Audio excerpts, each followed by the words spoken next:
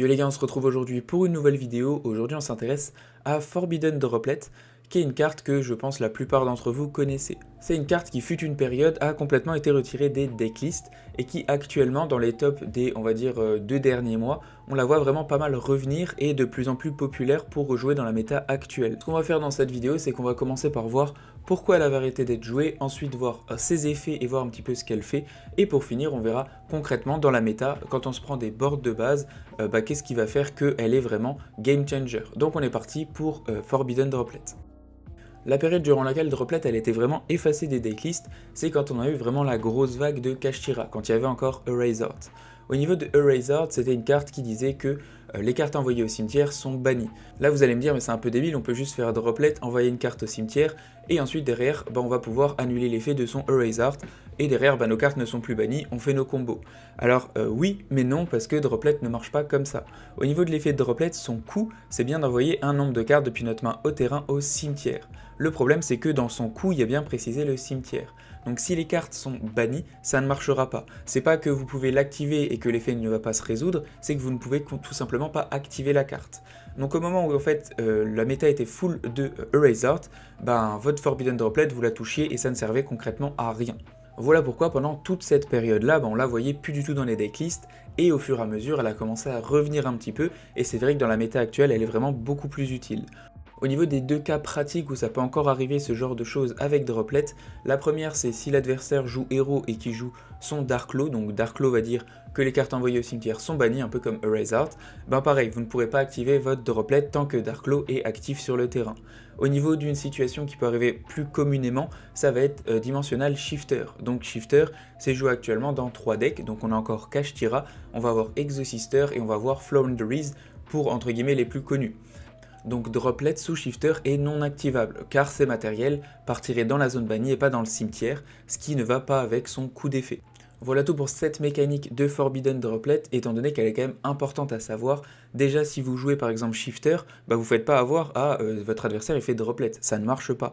Ne vous faites pas avoir sur ce genre d'effet, parce que ça peut absolument tout changer dans un duel. Pour moi, Forbidden Droplet, c'est vraiment la meilleure carte qui est jamais sortie en tant que deuxième dans Yu-Gi-Oh! Et je vais vous expliquer au niveau de tout son effet parce qu'il est assez complexe, à chaque fois les avantages qu'il va apporter.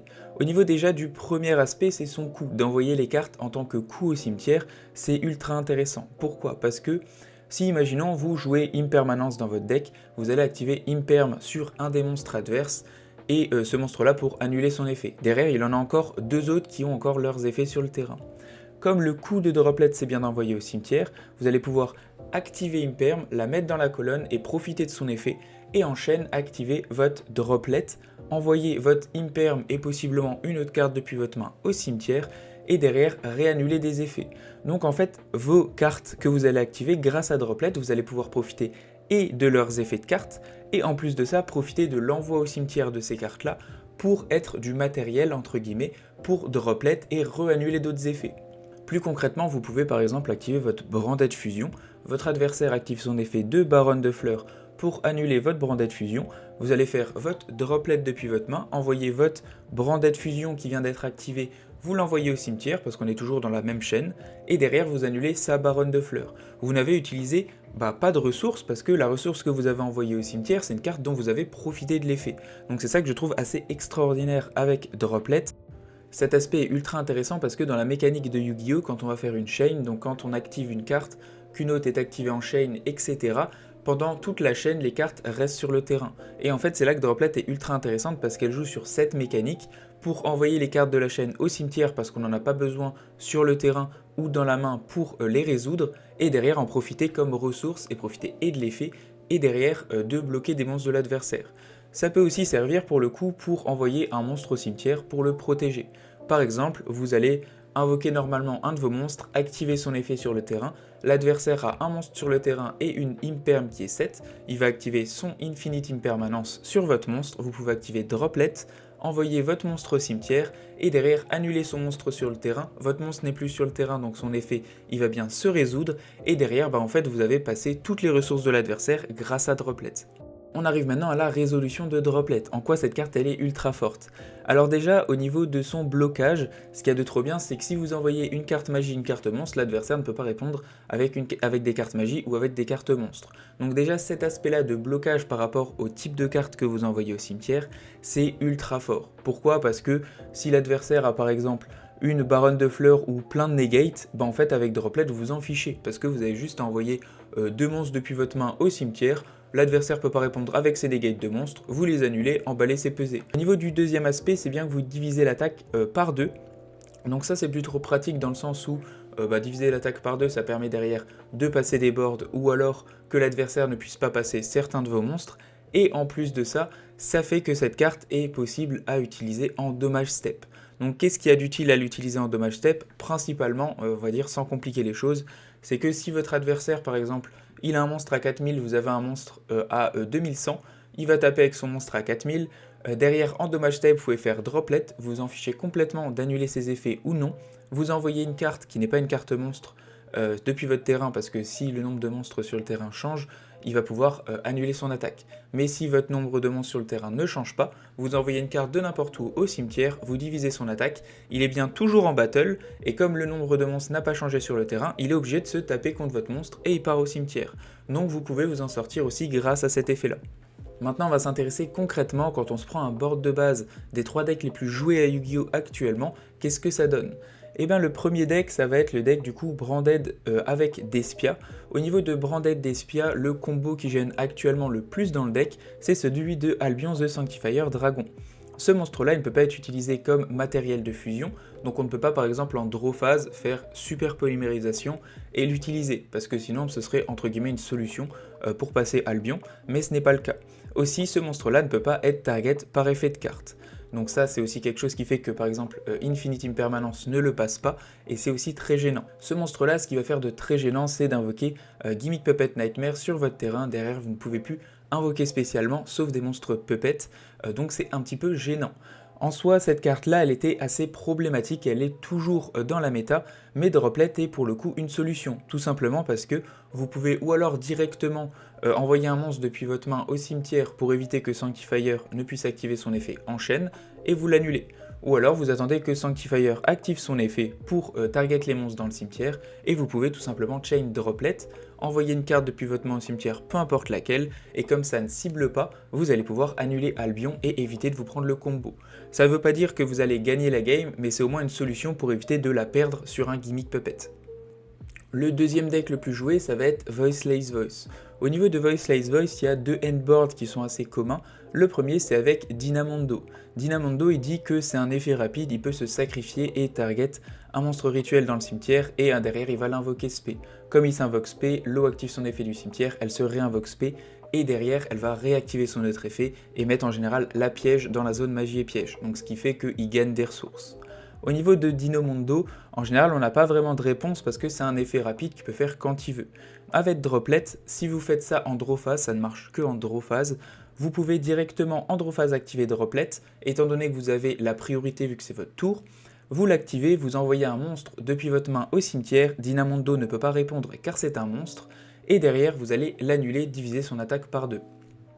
Si Dynamondo veut activer son effet, il le peut toujours, donc il peut se sacrifier à aller au cimetière, mais le problème dans Yu-Gi-Oh c'est que votre effet se résout là où vous l'avez activé. Donc il va l'activer sur le terrain, il part au cimetière, sur le terrain son effet est annulé, ça ne va pas marcher, du coup il n'aura absolument aucune ressource sur le terrain. Au niveau du board de base de Voiceless Voice un peu plus classique, en général il va avoir sa magie Barrier of the Voiceless Voice plus son monstre rituel et l'eau. Au niveau de sa magie, elle permet tout simplement, s'il y a l'eau plus un monstre rituel lumière, que ces monstres-là ne peuvent pas se faire target par effet de carte. Donc encore une fois, notre Droplet va nous permettre, vu qu'elle ne target pas, d'annuler par exemple votre School Guardian Protector of the Voiceless Voice. En plus de ça, School Guardian en général, il est à 4100 vu qu'il y a l'eau ou dans le cimetière ou sur le terrain. Vous allez le refaire passer à 2050 d'attaque. En soi, sur le papier, ça reste quand même pas mal d'attaques, mais pour la plupart des decks, c'est déjà plus facile à passer qu'un monstre qui a 4100. Donc derrière, un monstre qui a plus de 2050 peut le battle, et à ce moment-là, si on le détruit par battle, notre magie rituelle ne fonctionnera pas, c'est que par effet de carte. Donc en plus, vous pouvez l'envoyer au cimetière potentiellement. Je parle vraiment d'un tour où le gars n'a pas non plus grand chose. Derrière, en général, il faut gérer d'autres choses, il faut gérer des Soravis, etc. Mais du moins, ça permet de créer une situation où vous allez pouvoir profiter d'annuler son effet, et en plus de ça, potentiellement le passer par battle, ce qui fait que vous n'avez pas 1 million de ressources qui vont revenir sur le terrain, et à ce moment-là, vous avez quand même d'autres cartes en main que Droplet. Vous avez quand même un archétype, donc vous pouvez faire plus de choses.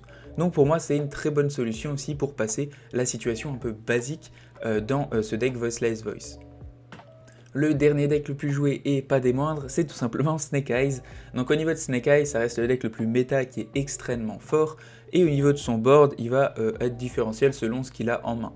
En soi, vous finissez potentiellement sur IP Masquerena et Apollousa, vous avez une Baronne de Fleurs ou Borloo de Savage Dragon, enfin en gros vous avez des boards avec quelques negates, pas en général beaucoup de negates, mais surtout beaucoup de monstres qui, comme Flamberge, il repart au cimetière, il réinvoque des Snake Eyes, les Snake Eyes il retuto, etc.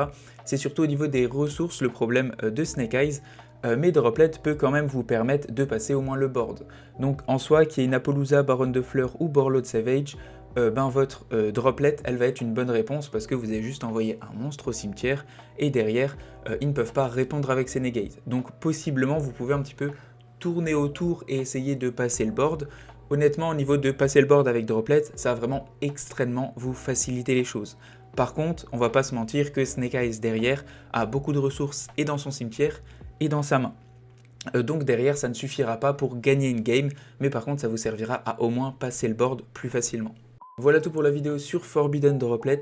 Je conseille personnellement de la rentrer dans les decklists, donc comme je vous ai expliqué, ça reste très utile face à la méta pure et c'est aussi très très fort face à d'autres decks. C'est quand même une negate tout le temps, aucun problème. Vous pouvez aussi la set si vous êtes premier et derrière le faire pendant le tour adverse, ça marche aussi très bien.